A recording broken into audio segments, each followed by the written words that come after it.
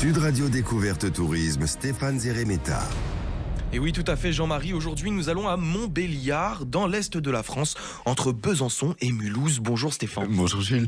C'est vrai que Montbéliard, c'est une ville qui est reconnue pour le patrimoine culturel, mais aussi le marché de Noël, qui attire des milliers de visiteurs chaque année. Bon, c'est un peu le moment idéal pour y aller. Alors parlez-nous un petit peu de ce marché de Noël. Montbéliard a vraiment hérité de la tradition de Noël des marchés allemands. Le marché de Noël allemand, c'est vraiment quelque chose de très réputé, un peu comme Strasbourg. On a ce marché de Noël de Montbéliard qui est souvent cité parmi les plus beaux de France. Alors la situation au cœur du centre-ville, mais aussi la qualité des produits qu'on y trouve. Il y a 150 artisans. Alors ce sont des produits faits main. Je suis pas sûr qu'il n'y ait pas de made in China partout, mais en tout cas c'est vraiment authentique. On a des bijoux, des chapeaux, de la céramique.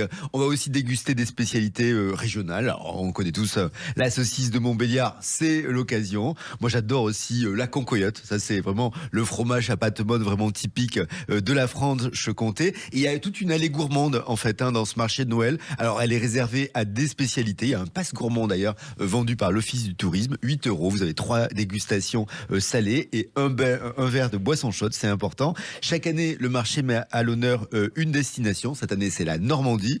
Donc vous compléterez votre concoyote par un bon bout de camembert, des tripes à la mode de Caen et pourquoi pas boire du cidre. Bon, vous avez compris, le passe gourmand disponible auprès de l'Office du tourisme. Et durant tout le marché de Noël, on peut aussi profiter de la patinoire. Oui, alors ça c'est vraiment adorable si on a des enfants. Il y a aussi l'atelier des petits lutins. Alors on crée sa propre couronne de Noël. On va créer son calendrier de l'Avent. Bon, ça commence à être un tout petit peu commencé, mais il y a encore temps. On peut aussi forcément rencontrer le Père Noël. Alors il distribue des bonbons dans les rues du centre-ville.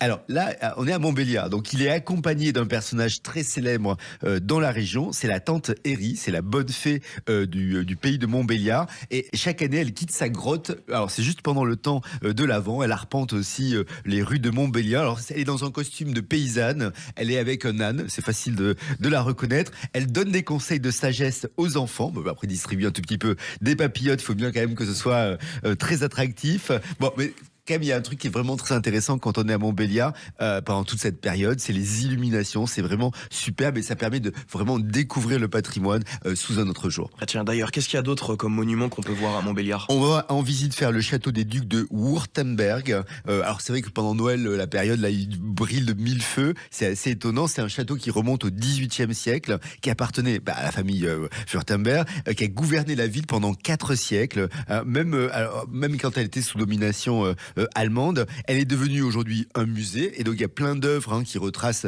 l'histoire de la ville. Autre point de visite à faire très sympa, on a les halles, très bien mise en valeur par les illuminations. Elle date du XVIIe siècle.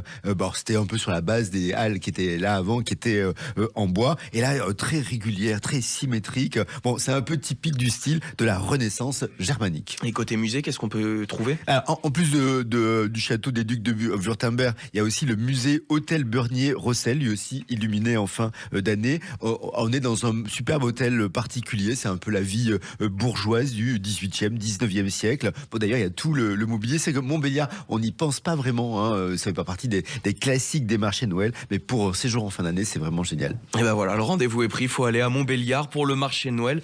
Merci beaucoup, Stéphane Zeremeta. Vous êtes le directeur éditorial de la rédaction du Petit Futé. À demain.